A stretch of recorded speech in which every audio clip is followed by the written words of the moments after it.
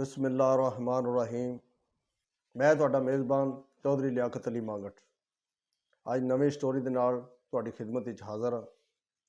ਜਨਾਬ DHQ ਹਸਪਤਾਲ ਜਿਹੜਾ ਸਾਡੇ ਜ਼ਿਲ੍ਹਾ ਮੰਡੀ ਬਹਾਵਲਦੀਨ ਦੇ ਵਿੱਚ ਸਭ ਤੋਂ ਬੜਾ ਜਿਹੜਾ ਉਸਦੇ ਕੋਈ ਮਸੈਲ ਨੇ ਕਾਫੀ ਸਾਰੇ, ਜਿਸ ਦੀ ਵਜ੍ਹਾ ਨਾਲ ਆਵਾਮ ਨੂੰ ਰਿਲੀਫ ਨਹੀਂ ਮਿਲ ਰਿਹਾ, ਆਵਾਮ ਨੂੰ ਫਾਇਦਾ ਨਹੀਂ ਪਹੁੰਚ ਰਿਹਾ। ਉਸ ਦੀ ਵਜ੍ਹਾ ਨਾਲ एक तो पहली गल मैं तुहानूं ये दसां कि रात नूं जिहड़े बंदे एमरजेंसी दे विच जांदे ने, अच्छा उन्हां नाल की हुंदा है, छोटे छोटे बच्चे कंपाउंडर जिहड़े उन्हां ने रखे ने सिर्फ टीका लाने की ट्रेनिंग है उन्हां नूं, ते ओह टीका वगैरह उन्हां नूं लांदे ने, दो लाण त्रै लाण जो भी है। कोई उत्थे MBBS वड्डा डॉक्टर कोई नहीं है।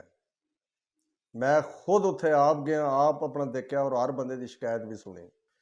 दूसरा ये वे कि हस्पताल दे विच जिस टाइम डॉक्टरों को चैक करा के बंदे जाते हैं दवाई लैने वास्ते, बड़ी बड़ियां लाइनां लगियां ने, शाम तक वो बंदे नूं दवाई नहीं मिल सकती। हालांकि चाहिए ये वे कि वो जिहड़ा डॉक्टर जिस मर्ज़ का वो चैक करे उत्थों ही उन्होंने वो दवाइयां चुक के देण। हुण उत्थे ही वो मतलब कि दवाई बंदे छड्ड के जाके बाजारों ही लैंदे ने। बंदे नूं की रिलीफ मिलना है, की फायदा होना है? जो एक बंदे नूं पता होवे भी 40 फुट लंबी 50 फुट लंबी जी लाइनां लगियां ने, 4 5 लगे ने, तो आवाम ने फिर उत्थे कित्थे खलोना है? तो सानू जराए तो मालूम होया यानी कि दवाइयां का भी हेर फेर हो रहा उत्थे। डॉक्टर ने जड़ियाँ नर्सां ने जड़ियाँ इन्हां दा बरताव जिहड़ा मरीज़ां नाल अच्छा नहीं है, और जिहड़े मरीज़ां नूं दवाइयां मिल रही ने एक सूई तक दवाई नहीं दिंदे, वो जाके लिख के दे देन कि जाओ जी जाके बाजारों लियाओ। ਜਿਹੜੇ ਬੰਦੇ ਤਲਕ ਵਾਲੇ ਨੇ, ਜਿਹੜੇ ਬੰਦੇ ਸਲਾਮ ਦੁਆ ਵਾਲੇ ਨੇ, ਉਹਨਾਂ ਨੂੰ ਉਹ ਦਵਾਈ ਵੀ ਮਿਲਦੀ ਹੈ, ਉਹਨਾਂ ਨੂੰ ਹਰ ਚੀਜ਼ ਮਿਲਦੀ ਹੈ। ਤੇ ਸਾਡੇ ਹੁਕਾਮੇ ਬਾਲਾ ਅੱਗੇ ਇਹ ਦਰਖਾਸਤ ਹੈ ਕਿ ਇਸ ਚੀਜ਼ ਤੇ ਖਾਸ ਕਰ ਨੋਟਿਸ ਲਿਆ ਜਾਏ ਤਾਂ ਕਿ ਆਵਾਮ ਨੂੰ ਜਨਾਬ ਰਿਲੀਫ ਮਿਲਣਾ ਚਾਹੀਦਾ ਹੈ। ਆਵਾਮ ਤੇ ਮਰ ਥਾਂ ਗਈ ਹੈ। ਦੂਸਰੀ ਚੀਜ਼, ਹੁਣ DHQ ਹਸਪਤਾਲ ਵਾਸਤੇ ਜਿਹੜੀਆਂ ਅਸਾਮੀਆਂ ਦੀ ਜ਼ਰੂਰਤ ਪਈ ਹੈ, ਯਾਨੀ 107 ਬੰਦੇ ਦੀ ਜ਼ਰੂਰਤ ਹੈ। तो उन्होंने कहा भी कि ये बंदे जड़े ने लभो, डॉक्टर लभो, नर्सा लभो, जिस चीज़ की जरूरत है। उन्होंने की किया कि ये नोटिफिकेशन जोड़ा है जारी करता है कि जी ये सानू हाली जरूरत ही कोई नहीं है इन्हां दी।